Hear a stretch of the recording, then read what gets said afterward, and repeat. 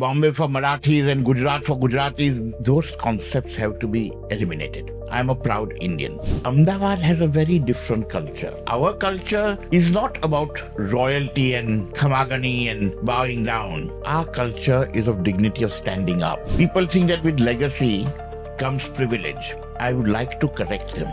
With legacy comes responsibility. This legacy is not just mine. Let me correct it. This is not just mine. It's India's legacy. Like Sarojini Naidu had written, it is very expensive to keep Gandhiji in poverty. I'm not the first person to go abroad. My grandparents were educated abroad. My grandfather's sister did her master's in social psychology from Zurich University in the 1930s. My grandfather's brothers went to Oxford, Barrett Law from Oxford. My father went to Stanford, and I went to Babson. But they all came back and contributed to the India's growth story. People are looking at me and they're very shocked and they're looking at my hand and said, "Is that a real watch?" And I said, "Yes." He said, "You can't stay here." I said, "Why?" "The Indians can't afford a watch, so you must steal." So I started the Heritage Foundation much before Ahmedabad was a World Heritage City. Mughal period to Corbusier, they have been paid. In the kitla bada era abhi gaya, so many styles, so many interesting people, whether it's M.F. Hussain or Corbusier or in 1881, they tied up with Louis Tiffany of Tiffany & Co. and did design work with America from 1881.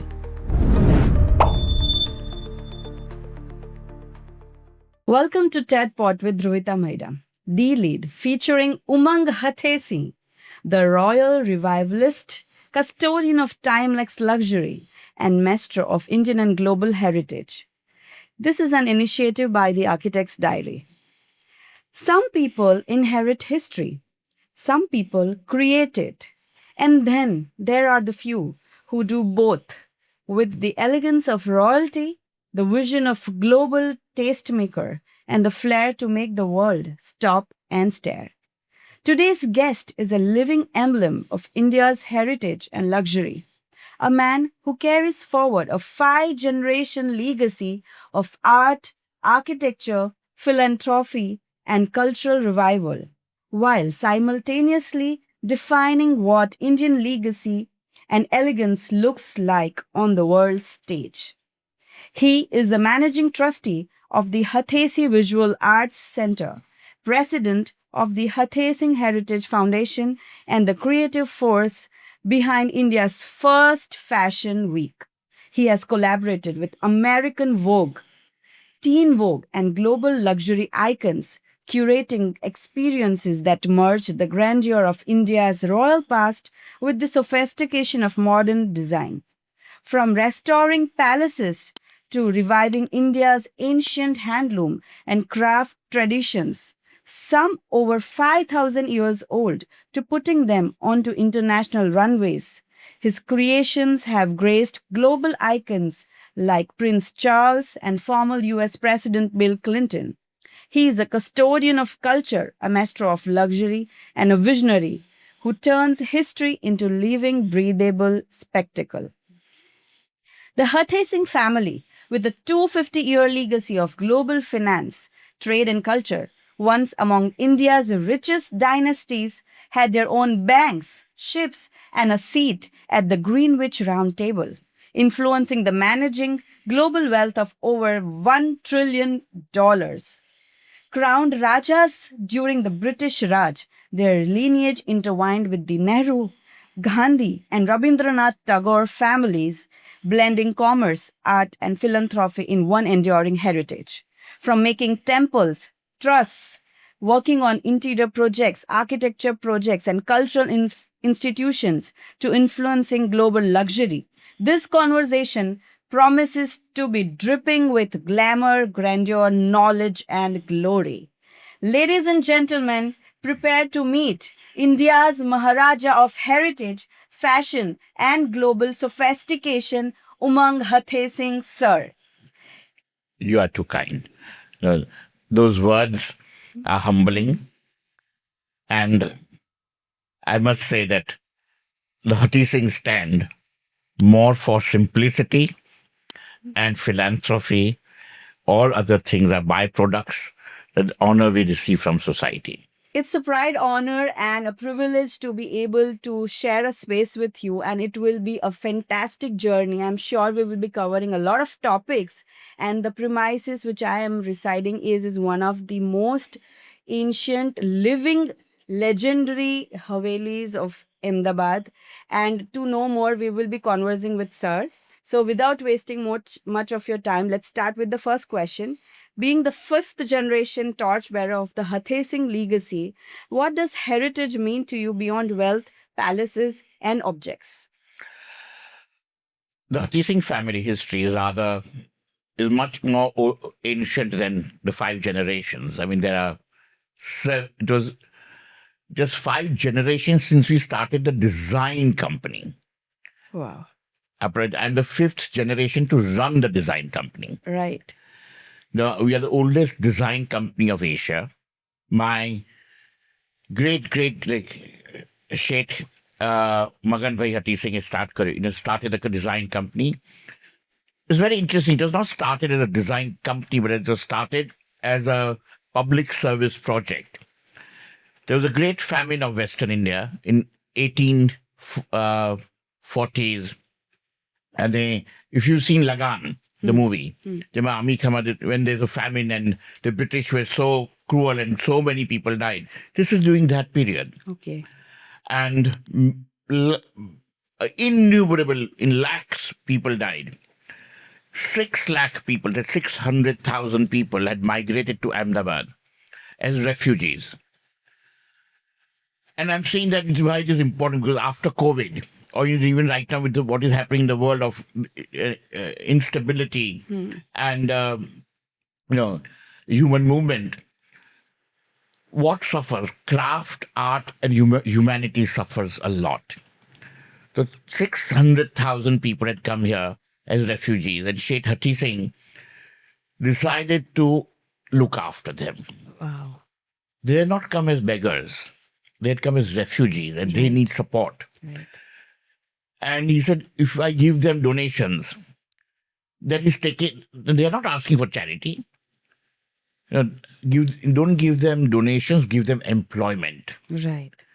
So he started building the Hutheesing temples.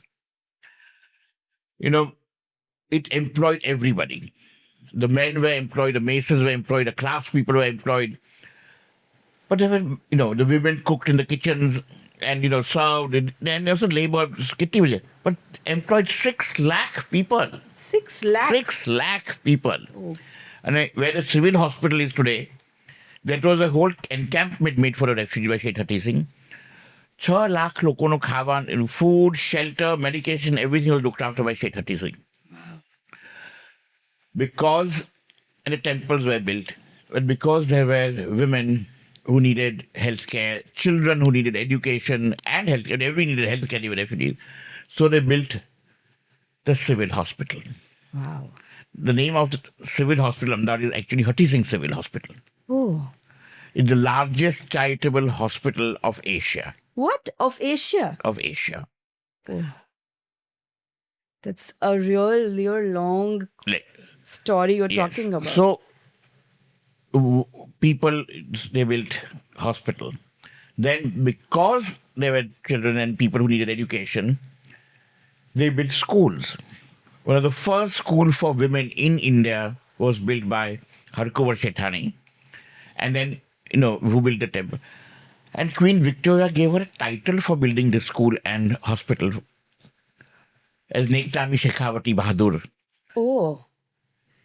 Okay, they recognized that she was so dynamic and wanted equality and welfare even for widows, women, and the girl child. So, it was a huge step forward in thinking also. 150 years ago. More than 170 years ago. It's really long back. So they built schools, which then became, Sata today, Ahmedabad Education Society, which I sit on the board of, there are 33 institutes. 33 institutes. So the first school of pharmacy, then there's LD engineering. There are so many contributions, from various family members. the Lalbhai family also being part, and Hutheesing are very intertwined. But but Sheikh Hutheesing had that vision. So he built schools, he built temple, the civil hospital, Hutheesing Temple, education society, and schools.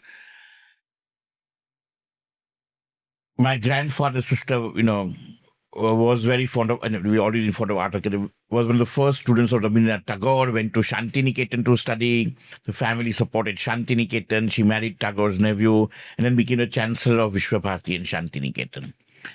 We created a sister institute in Ahmedabad, Hutheesing Visual Arts Center. The sister concern of Shantiniketan with that vision. And M.F. Hussein's first solo show of M.F. Hussein was held over there. Oh, wow. So it's not a commercial art gallery that deals in art. This was built when artists needed support and patronage. And we still continue that tradition and philosophy of being patrons and supporters rather than investors and collectors. So I think there's a huge list of contributions, and I think it's very difficult for a lot of people to just imagine those things, and your family really contributed at that era. So Sheikh Hutheesing, was the one who built the temples and built it. So his children started writing Hutheesing. That's 250. No, 200. But before that, they were Sheikh. The eldest brother was Nagar Sheikh. So the legacy goes far beyond. But it takes. People think that with legacy comes privilege. I would like to correct them. With legacy comes responsibility. True. Greater responsibility and privilege is the honor we get to serve the society. Very beautifully and very humbly stated. And I'm sure that the kind of value system the family carries, it's something which really made the huge lot of difference in the Indian history. Of course, the way I'll show you some letters also. So imagine today looking after 6 lakh people. Very true. Because they built temples, there were many craftspeople involved. After so many years, they became urbanized. And to keep the crafts alive, they created this, because in British time to officially start, created this company. It is our craftsmen which built the gateway of India when King George V and Queen Mary came to India in Bombay.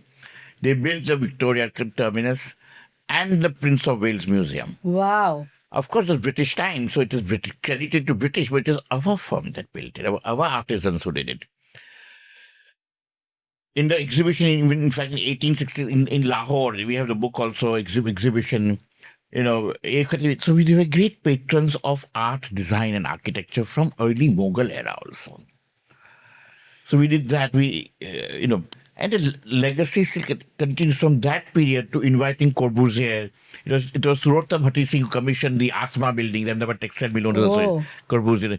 The Shodhan Villa was actually designed as Hutheesing Villa. Oh God, it's so much to know. It is from, Mughal period to Corbusier, they have been paid. In the Kitla Bada era, so many styles, so many interesting people, whether it's M.F. Hussein or Corbusier, or in 1881 they tied up with Louis Tiffany of Tiffany and Co. and did design work with America from 1881. 1881. Yeah. It's just so unimaginable to see how that whole journey has reached till now.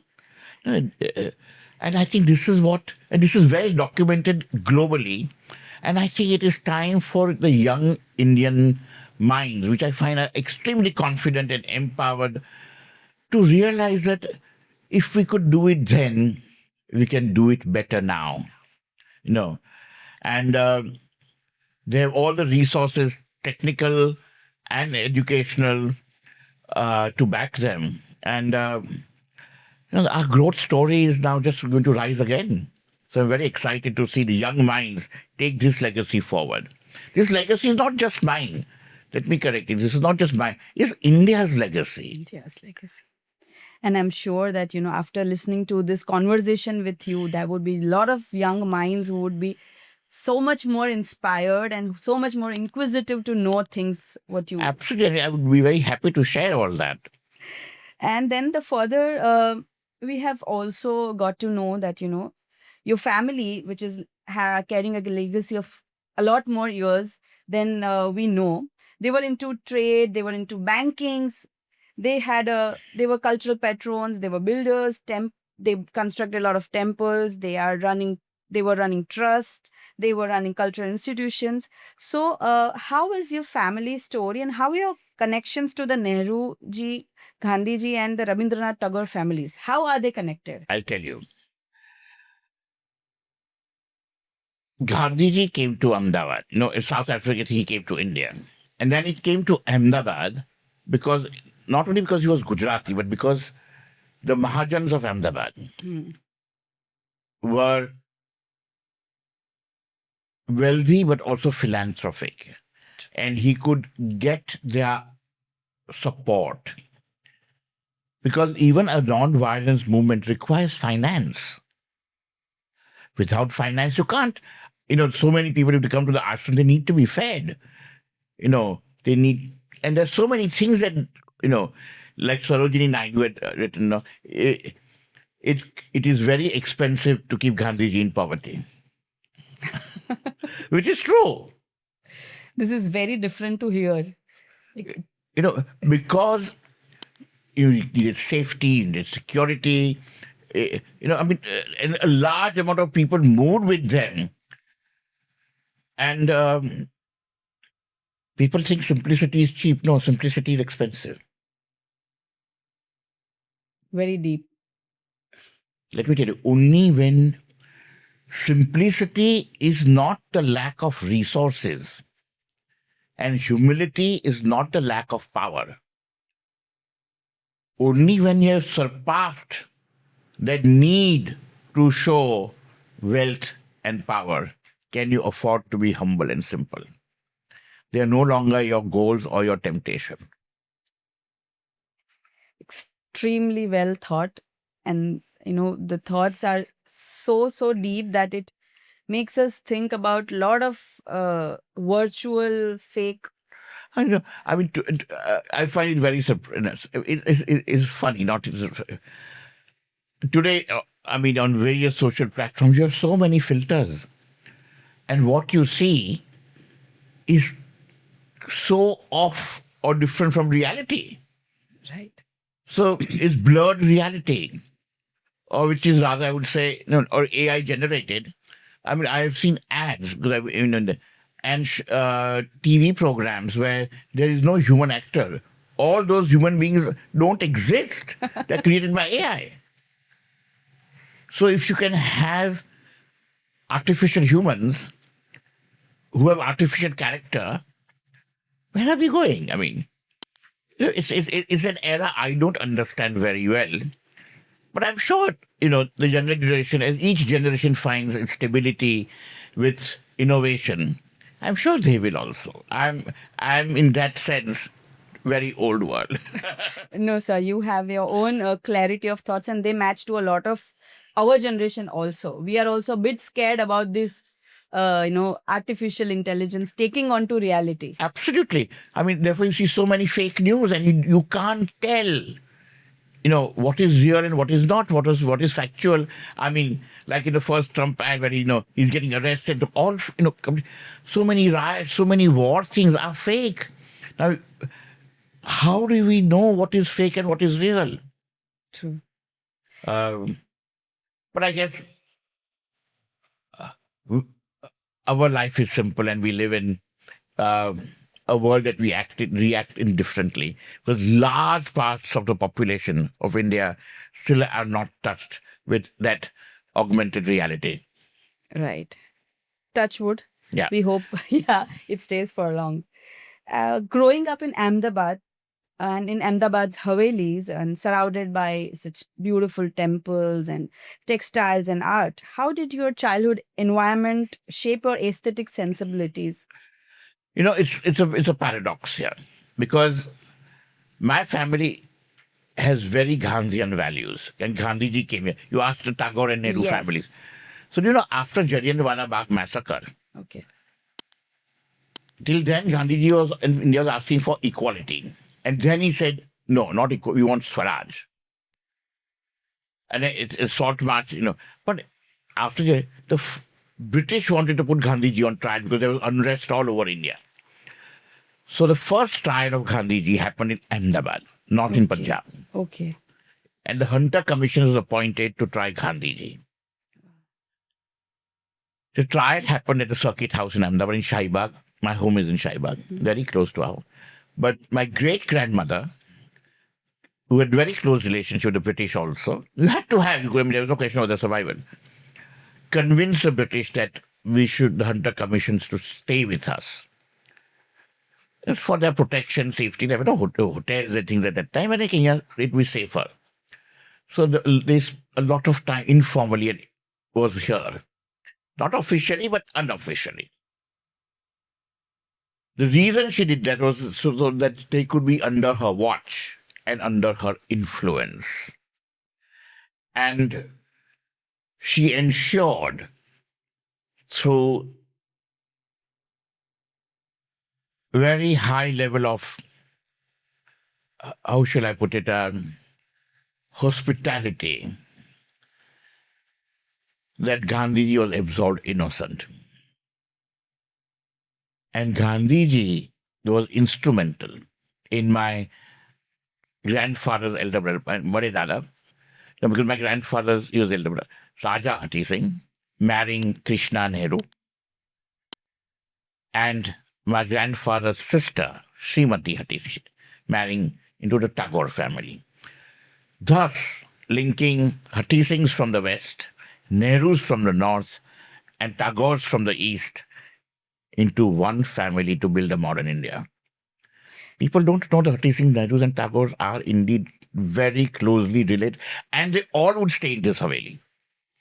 Wow, I think it's a huge banyan tree with a strong trunk, deep roots, and wide branches. And I'm sure that the contributions, as you said, the whole Indian legacy is binded all around. Yeah, it is the not whole- just a legacy of my family or that. This is India's legacy. Yeah. Sure. So contributions everywhere, which were happening in different sections. I think everywhere the little bit of parcels of that were.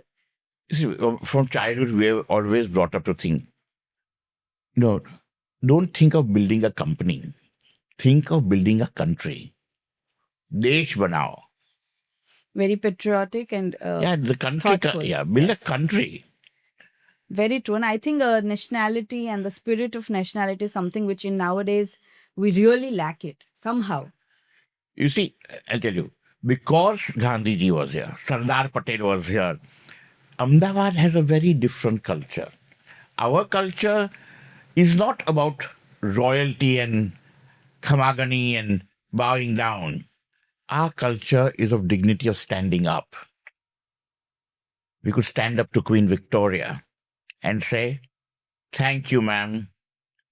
Yours is yours and ours is ours. Wow. Very powerful and very iconic. Yes, this is Ahmedabad, True. where all the Maharajas gave tributes to Queen Victoria and the British to maintain their territories. We wore khadi.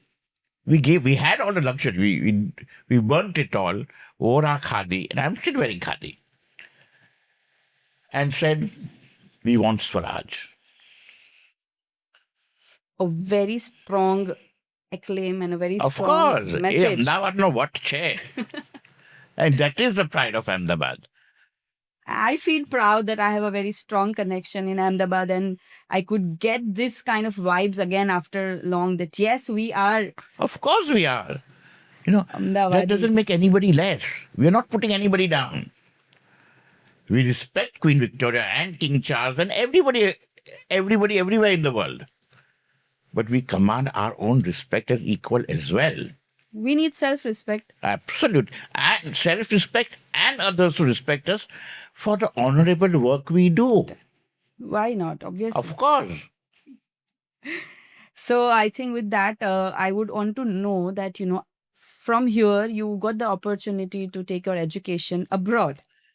And then that exposure was a very different experience. And I'm sure you would have wonderful stories for I it. will tell you. You know, as a young boy, I no, of course, studied here. Then schools were lived in. But then in the fifth standard, my parents sent me to a boarding school in South India, in Ooty. It was Lawrence School, Lovedale. It was meant for everybody. So there were people from all walks of life. I'm sure. And it was so far away from home that you couldn't run away and come back home. I was not sent to Mayo or Doon or to Princely School or RKC. I was sent to a school where there were common people. And we had to get up at 5:30, go cross-country running. We had to polish our own shoes, wash our clothes, polish the floors, clean the stables. And everybody had school uniform that was given by the school, military uniforms, khadi, and you learned to make friends from it's everybody. Money or status had no role to play. And I'm so glad my parents sent me that, because after that, when I went abroad to study, I could not only survive, but I could grow. The seed planted in my youth helped me become strong, resilient, and grow when I went abroad to study. A perfect nurturing attitude of the surroundings you got. Your parents gave you the perfect situation to become a strong, independent Yes, you see, boy. because we were surrounded by art. Right. And, I don't call, these were not bought as investments or things, they were bought as patronage. Art, luxury, that was legacy. But our upbringing as human beings was on Gandhian values of what the country needed at that time. They were, even till today, if I leave the room, I switch the lights off. When I brush my teeth, I switch the tap off. You don't waste water or electricity. Even if you can afford it. The big Our changes. country, our planet cannot afford waste. Very true. And the change starts with us. Yes. If you want to envision something big, Yes, you we have were to start taught from that your from home. childhood. From Very true. childhood. To listen it and to actually imbibe it in your life is something really huge. And that's wonderful that your values you really carried away in all segments of your life. You see, to us, it comes naturally without thought. It's not something we have to think. This is an organic process of our existence from childhood. So I wish a lot of young girls and boys take it so organically and get motivated that sustainability is not an option. It's the need of time. Yes, our planet cannot afford waste. Very true. Now I would want to know that, you took your early education in the Indian context and then eventually ended up studying in the overseas, that too at a time where it was really challenging for a lot of people to think of that.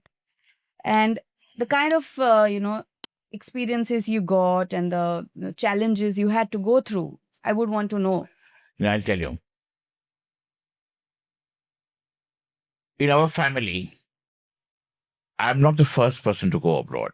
My grandparents were educated abroad. My grandfather's sister did her master's in social psychology from Zurich University in the 1930s.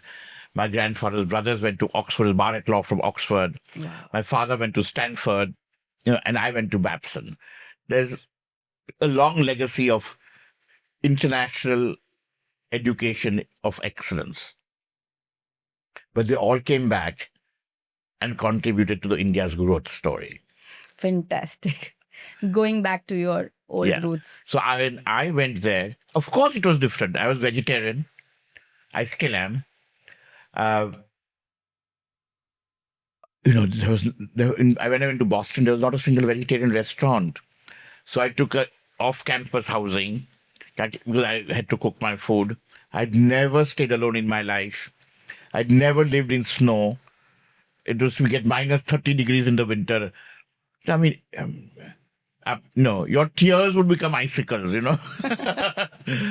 Yeah, because I would sometimes sit and cry because it was so lonely, dark, and cold. And you had no friends in the beginning.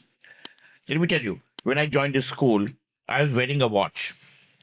And when I went to class and looking for housing, there was no internet. And there was at that time, there was no mobile phones, no internet, no. And the fax was just invented. So you can understand that stage.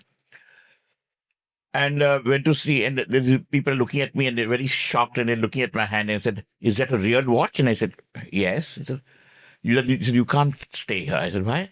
The Indians can't afford a watch, so you must steal. Huh? That's a stolen watch. This was the logic in American schools at that time. How? And I have faced it. Oh God. And you're talking of the architectural diary, so one of the electives in class I had taken, because I'm very fond of architecture and design, was harmony and rhythm in architecture. That was what it was called.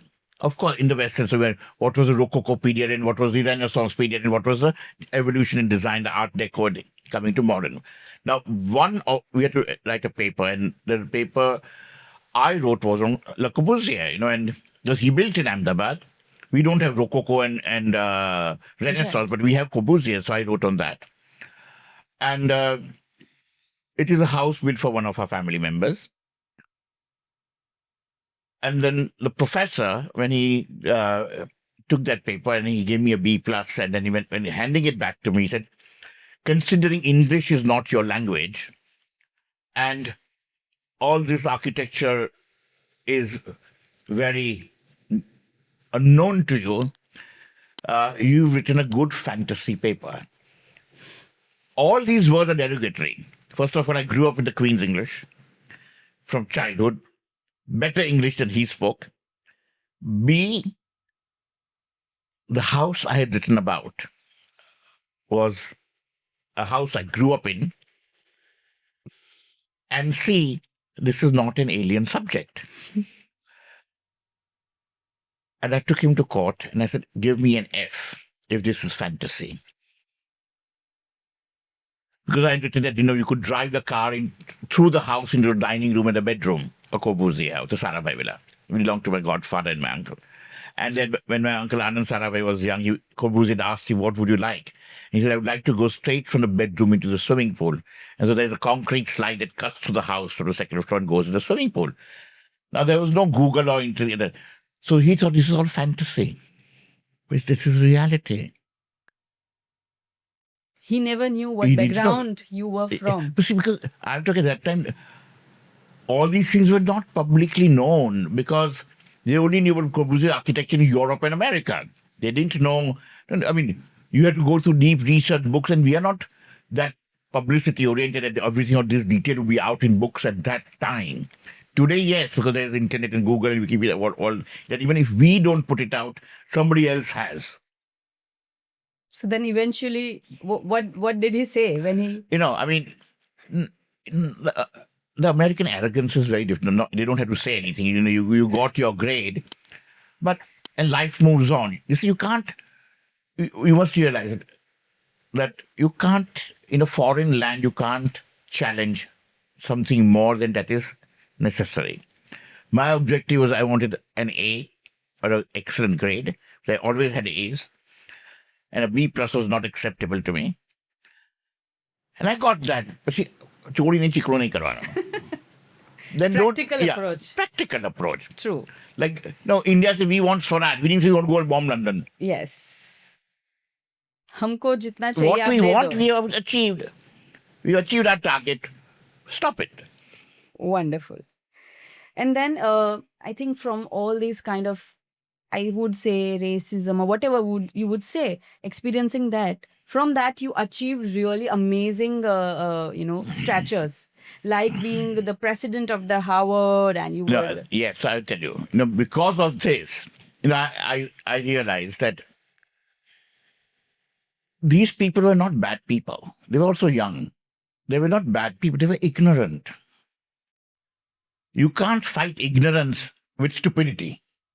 True. If there's a room full of darkness, light a match,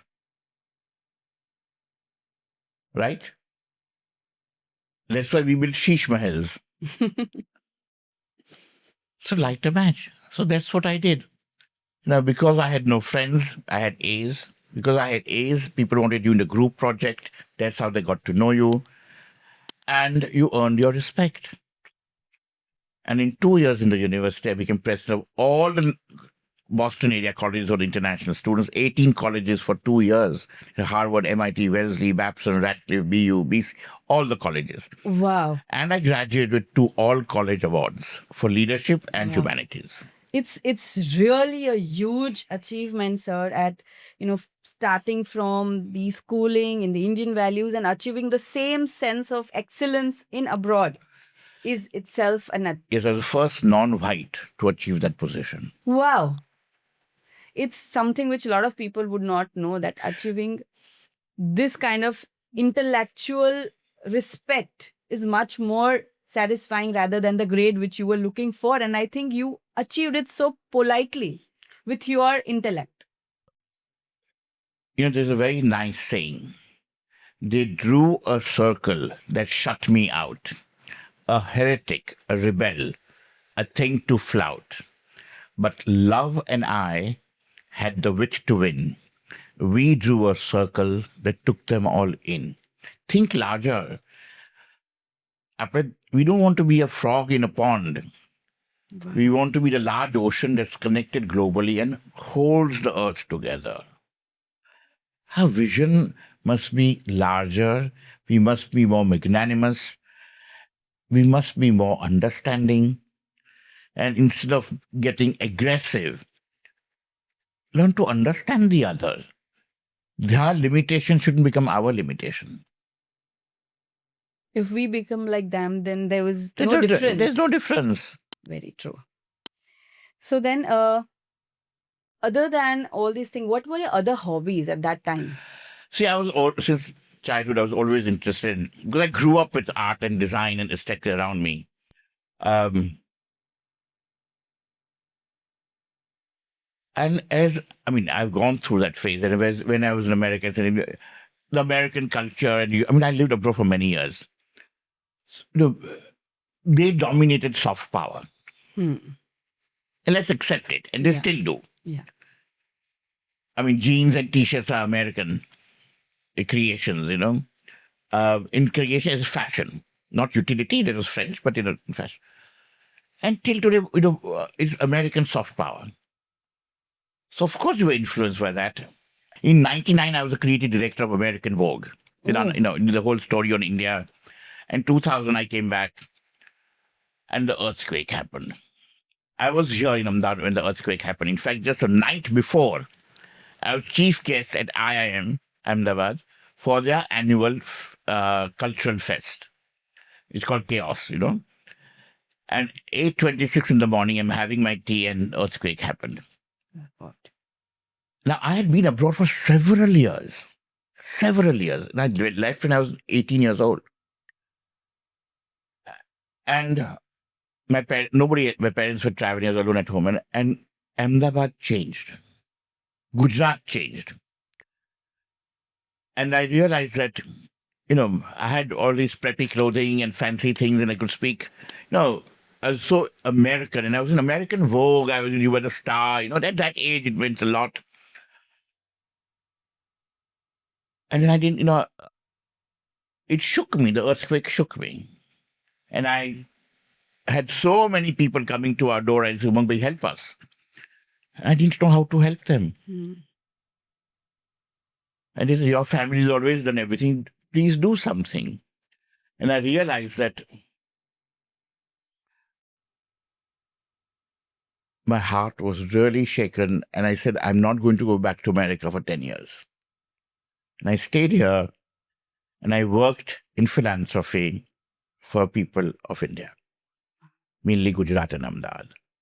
And I changed from my blazers and my ties and my American fancy clothing back to my khadi. And 10 years, even when I was at top of my thing with American Vogue and American style, overnight I gave it up. Wow. This is where our roots are. So patriotic and so deep rooted. Let me tell you, very interesting how our people are. The earthquake happened, there were flats around my the area. I went to see, there were many damaged and broken, and people were scared to go up. People were scared to even go into the houses. How would they eat? How did their children sleep at night? So I told my staff, open everything. Whoever wants shelter can come and stay. There is no my room or mummy's room. Every room is open.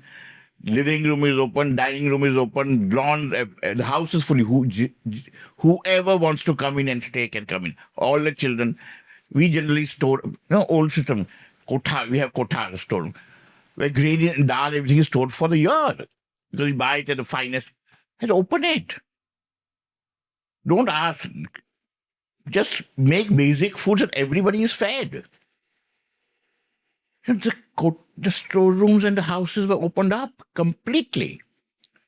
No questions asked. People didn't even know whose house it was. They have not rolls.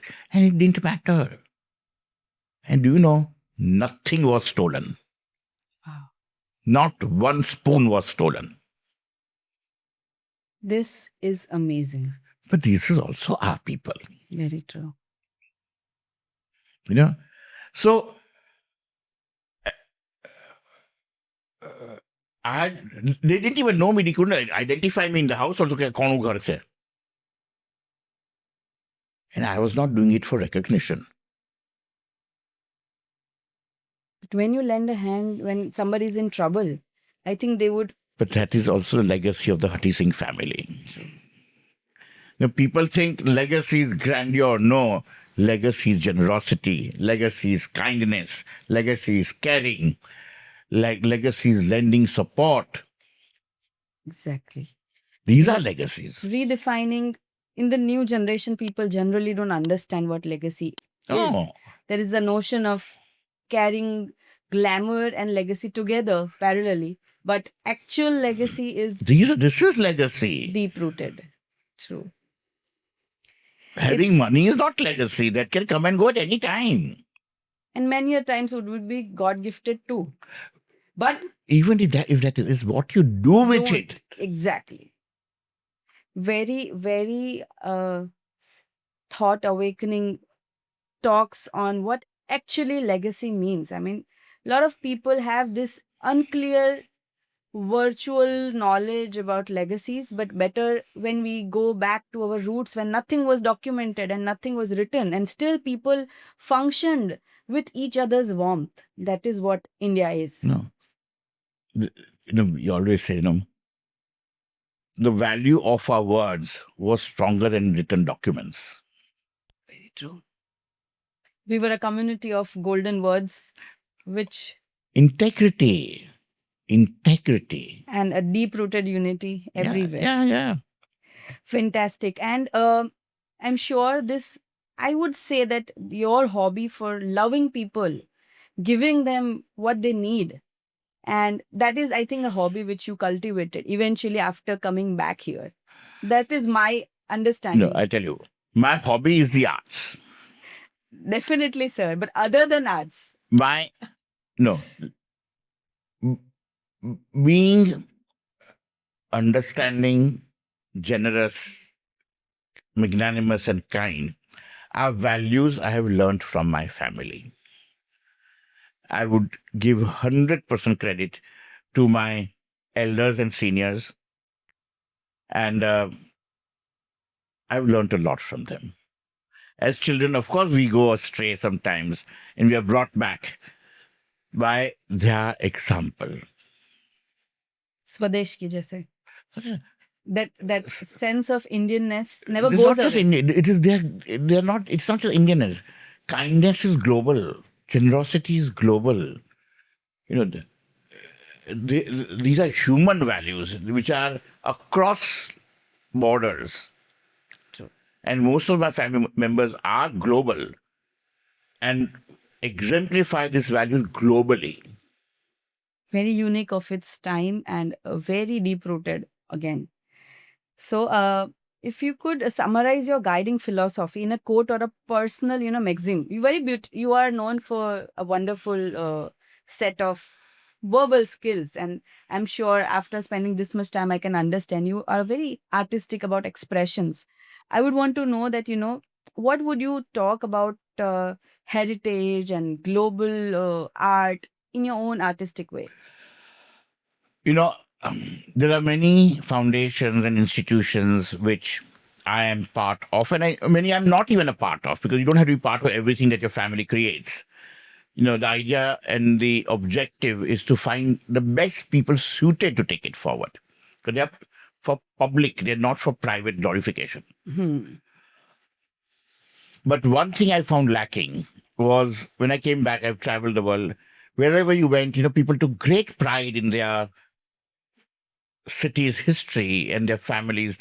Even a small barn in Italy is wow. People go and see it. But in India, we took just our heritage for granted. In fact, it was looked down upon. To be traditional was to be, backward, which was wrong. So I started the Heritage Foundation about 25 years ago, much before Ahmedabad was a World Heritage City. And when I started restoring old Havelis and building, in fact, in 99, I had a huge flag hoisting in the Haveli, the walled city, and called all the who's who here. I said, this is where our roots are. Let us start from here. And people were laughing, what are you talking about? Get a place in, Bhopal Amli. That's where the growth is. I said, no, my roots are here, and they'll always remain here. Sarapan, 550 years we put our nail here, and we still grow here.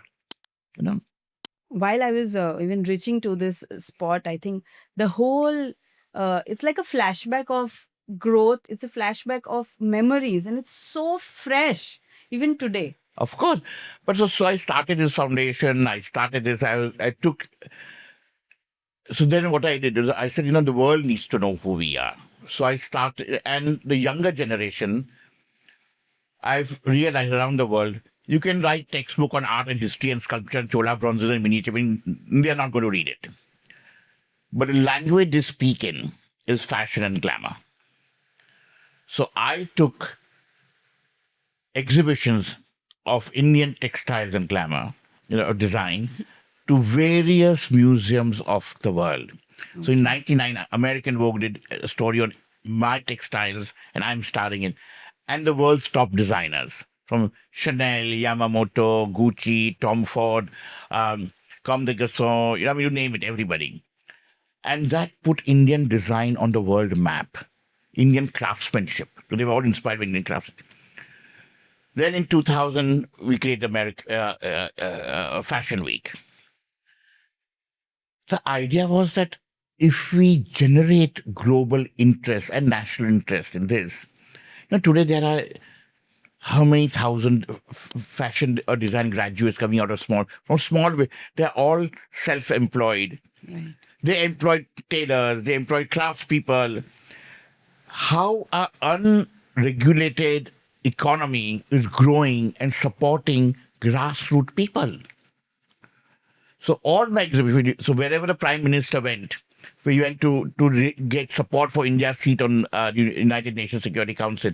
He went to Japan, he went to Mexico, he went to Bahrain.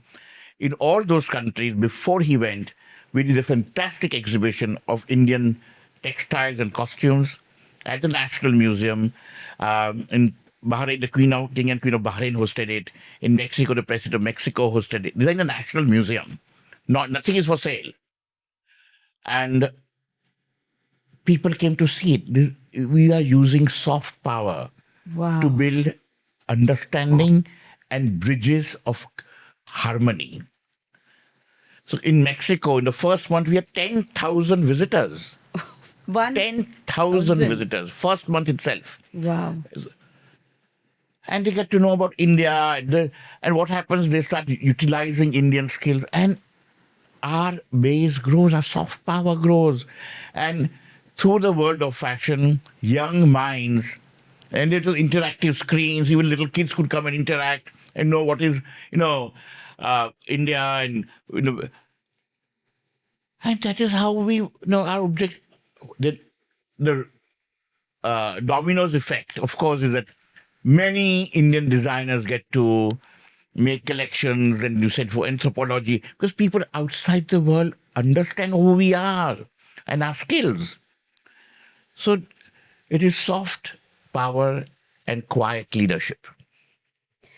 It's a very magnificent, profound work which you did globally, impacting lots and lots of artisans, lots and lot of aspiring designers, and the way you portrayed it, and you gave an iconic image to all the deep rooted, artworks we used to do in such a beautiful way. It's really commendable, sir. So that was the Heritage Foundation I started, I said, it's time we take our story to the world. Very true. And it's just better late than never. So you just started long back in when it was because my really ancestor needed. did. It was a Very 5-generation legacy. So Bhagan Bhai, did the interiors of the White House and Kensington Palace, Queen Victoria's home.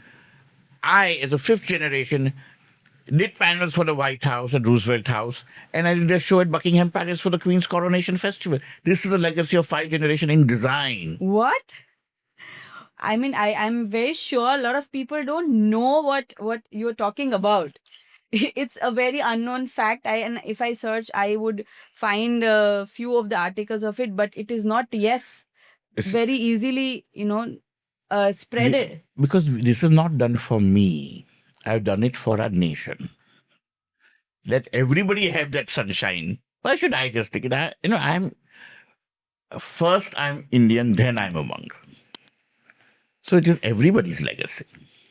So again, as you talked about that you pioneered the India's first fashion week. The invitation across India went on my name from here, from these offices. So it itself is a big benchmark. And then the challenges you had to face to merge the heritage with the contemporary fashion. And how did how did you overcome that? To be honest, I'm really not a fashion designer. I understand culture. And to be honest, my objective is not, I don't make high-end skirts and jackets.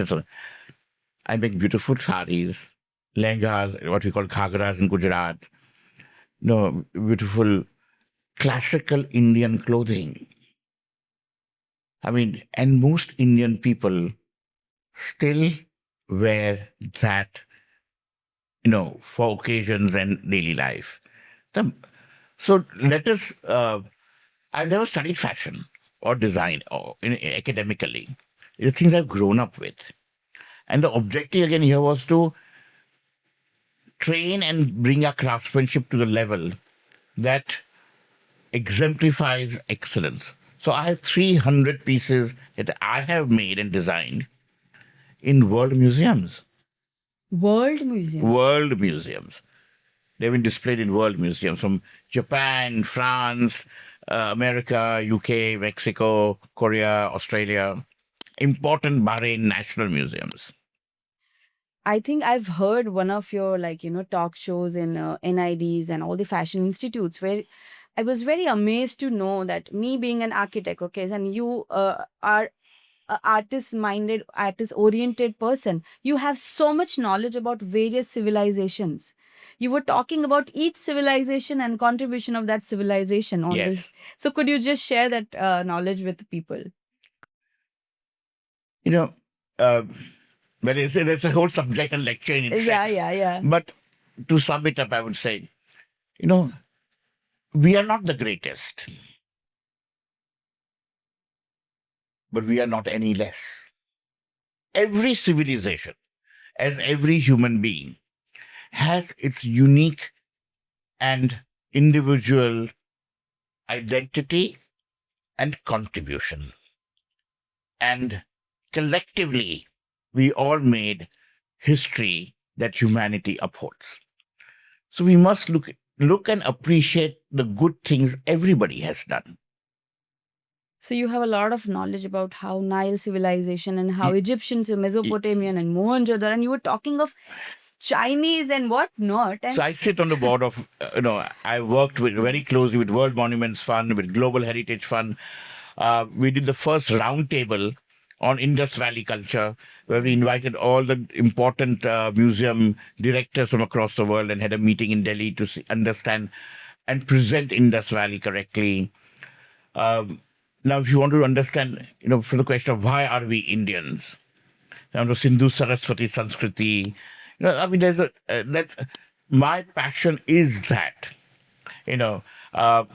yes, I'm social, but that is my public side.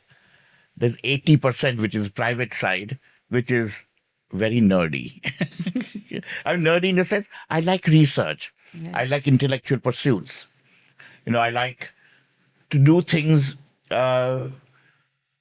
which my mind ignites me to do, which are not necessarily glamorous, but they are important for civilization. So I'm sure that I would love to talk to you about your quote or your understanding on timeless treasures, and also you have had a very clear thoughts about how timelessness can be achieved in all aspects. Yeah. So, when I came back and restarted, our design company, I said, is from 1846 and 1881 became the Indian American first company. It has been timeless. I was the first person to use that word timeless. Today everybody's using it, and the word revivalist. 25 years ago nobody was using it. Very true. Today, I'm so glad that people have been inspired by my words of timeless treasures, and everybody's using these words, timeless and revivalist. So I think my pursuits have been successful. I'm sure, and I think people still are looking a lot more to learn from you because you have a huge trunk of knowledge. This podcast, I think, would be of a session which can't cover a lot of aspects which you know. Because before we were starting the shoot, I'm very sure we were discussing on to your pursuits towards architecture, interior designing, and further that leads to me for your understanding on how Ahmedabad has been rich in architecture, intellect, heritage, and how has urbanization and modernization, has it threatened the essence, or would you say that it is evolving? What is your thought on Okay, let me tell you. In the morning, I come to my Haveli. We are in the old city. Now, UNESCO has also honored it when in Ahmedabad became World Heritage City. The dinner was hosted here for the director of UNESCO and everybody. it? Wow. And it is done in classical Ahmedabadi heritage style. In the evening, I go to my office in the SEPT campus where Hutheesing Visual Arts Center is. And there you have architecture by B.V. Doshi, Rahul Mehrotra, Bimal. And we're in a modern young campus. I live both lives simultaneously in a single day. So I have the Hutheesing Heritage Foundation, which operates from here, which looks at the past. I have the Hutheesing Visual Arts Center, which is a modern campus of architecture, design, and everything, which looks at the future with the young. And I have the Hutheesing Design Company, which works in the present. So we must learn to live in all these three spheres and be comfortable in that. Nobody threatens the other. Humanity will evolve by itself. So you have a 3-eye vision. That is, God has been kind. Because we grew up that way. so I think Ahmedabad has been like a mecca of a lot of evolutions, right? It has been a birthplace of lots of new ideas, lot of industries, and lots of art centers. So what is your take on it? How was your overlooking over the journey of Ahmedabad? If I would give an analogy, the Devas and, let us talk of the incarnation of Vishnu as a tortoise. And on his back, to churn the oceans, he took the weight of the pillar, and the Sheshnag was used to churn the oceans. And from that came Amrut. From that came Lakshmi. No? Amazing things came from churning of the ocean. Ahmedabad is that ocean, for me at least, and for a large part of India, where the churning of our minds have created amazing things that hopefully enrich our lives and that of all humanity. So your family has contributed towards a lot of architectural interventions like the Jain temples and the institutional buildings. So a traditional architecture. Yes, so teaching temples are built in traditional style, but they also invited Corbusier to come and build the Atma building and the Textile Millowners Association, as well as Shodhanvir. So, they were very close to Charles Andre Ames, they were close to different. So, every stage of humanity has a new expression. We can't be stagnant.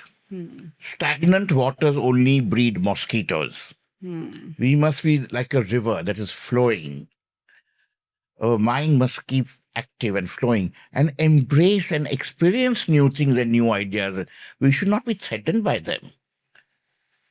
I encourage new thoughts and ideas. But that doesn't mean new thoughts and ideas are not a revolution against the past. It is evolving from the past. Very beautifully stated.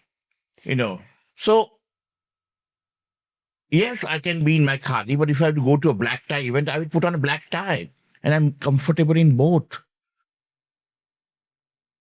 Why not? Because it's you. It is me.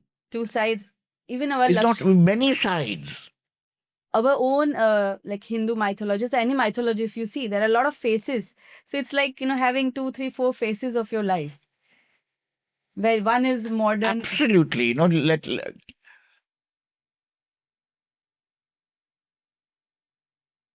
One wears many hats. And it's called multitasking. And in today's day and age, where in a globalized world, multi-role and multitasking in the public domain is necessary. What I do on a campus with students or what I do on the education board are very different things. Now, what I do with museums and then what I do with craftsmen are very different things, though they are interconnected. The curators of world museums, I know what they're looking for, the objective and the direction. Can I work with the craftsmen to encourage them to produce that kind of things? You are the catalyst, the bridge. And you have to be so well magnifying in magnetic so that it very calmly makes that union possible. And then for that, I think your nature is something which helps. You're so humble and so organic in your talks that people can really, easily relate to you. That is very kind of you. Thank you. You've also, this is just a mentioning, a lot of people would not know that he has also created a lot of pieces which, Prince Charles has won, and also our Bill Clinton has won, and other global leaders have won. And it feels like reaching to this platform from the ancient art forms to the global leaders wearing our own pieces so glamorously and so, proudly is an achievement for all of us, sir. Thank you very much. And this comes to the other question that, okay, we talked about Ahmedabad, we talked about heritage, and in general, Gujarat also as a state. What is your pride for Gujarat?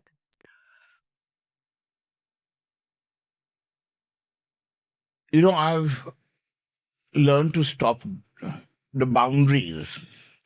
No, I would rather say we are Indian. It's reached that stage. Because Gujarat has changed different periods, and the British rule was part of Bombay Presidency. And then, in 1960 we got Gujarat. In fact, I'm sure we still have all the propaganda material. My grandfather's younger sister was very instrumental in leading the Maha Gujarat Andolan. So the concept of what is Gujarat keeps changing. It came from the Gujar tribes. I'm not a Gujar tribe. No. I think today we all have to believe in one thing only: Indian. Bombay for Marathis and Gujarat for Gujaratis, those concepts have to be eliminated. I'm a proud Indian. Yes, I think in Gujarati, I speak in Gujarati, but what we do must go beyond these boundaries of internal division and speak as one nation and one people. Very much expected from you, sir, because you being such a patriotic and so united in your thoughts, I'm very sure it really ignites a lot of spirit of unity in a lot of young minds. I hope so. Yes. That is where it puts our nation on the world map. People outside don't say you are Punjabi or this. You are Indian. So why should we put other divisions? No. Right. I would want to know what architecture means to you. How does architecture, art, interior designing changes human lives? See, architecture is, there are various forms, because there's public space, there is monumental, there is, homes. But there are symbols. Architecture is very often the symbol of a civilization's artistic achievement. For example, you go to Greece and you want to go and see the Pantheon because that is what it stands there. You go to Rome and you go and see the Colosseum. You go to Egypt and you go and see the pyramids. You come to India and go and see the Taj Mahal. So these architectural monuments become identity of, or symbolisms of a society's cultural and artistic achievements, as does literature in other formats. But people don't necessarily need the language, clothing perishes, but architectural monuments stand a long time. And therefore they become a narrative around which world civilization comes and understands. It's a perfect answer expected because the way you have a multidimensional knowledge on art, on civilization, on nationality, and globalization, fashion, and there's a wide variety of linguistic strength you have. You've been exposed to multiple personas in your life, which people just have never even thought of meeting. You've been with them, you've grown up with them. And that's the reason you have such a very universal approach towards your thoughts. And that's why I want to know that what kind of legacy would you want people to remember for? See, Umang Hutheesing sir would be remembered for. I would like to be remembered for being kind. Nothing else. Straight, simple, and strong. Yeah. It's more important to be kind than to be correct, to be rich, to be powerful. Those things are meaningless. First, you must be kind. And if you are remembered for being a kind person, God has been kind to you. So I would want to now take on to the quick canvas round, Sure. wherein I'll be asking you some Rapid fire questions. Sure. So if you were not a designer, what you would have pursued? Architecture. You don't need it, sir. Anyways. One word for Gandhi and values. Timeless. One word for Indian heritage. Deep-rooted and standing tall. One Indian craft or textile that deserves the global spotlight. Malmal. Favorite piece of jewelry? The Ahmedabad diamond. Yeah, there's a big story behind it. Favorite book? The Mahabharat. The favorite travel spot? Ahmedabad. Favorite cuisine and restaurant? East or west, Guju food is best. A city in the world that truly respects Indian craft? In the world? In the world, it's for Indian craft. Yes.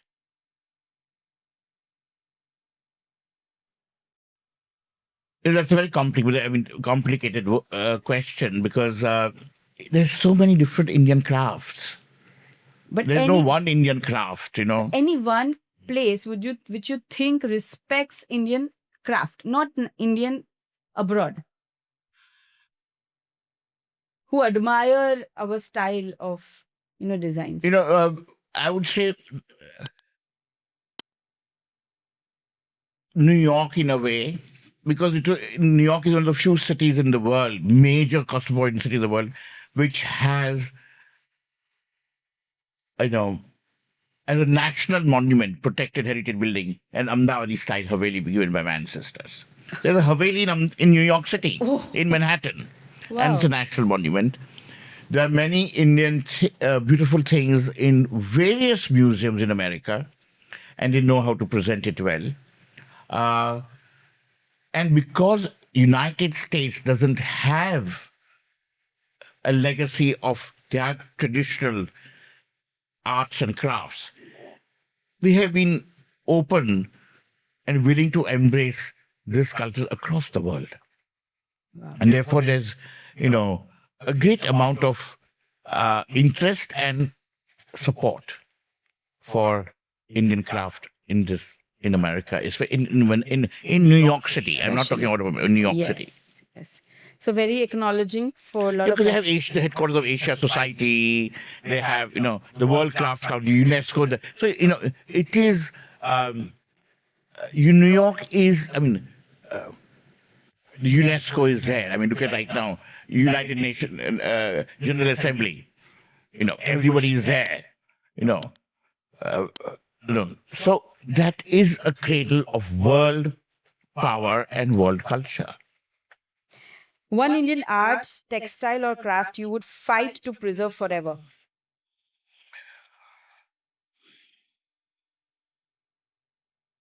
Jawaharlal Nehru, on the 15th of August, had said on the Red Fort, the history of India may well be written with textile as its leading motif. From ancient times to modern day, that is one tradition I would fight. Not fight is the wrong word. I would collaborate to keep it alive. Very nice, sir. And I think that would. I wanted to ask so many other questions, but as we are, wanting that somehow we can summarize a lot of things. Sure. So I would want to summarize the talks which we had. So from the Havelis of Ahmedabad to the pages of Vogue, our guest has shown us that heritage is not a relic of the past. It's the passport to our future. Absolutely.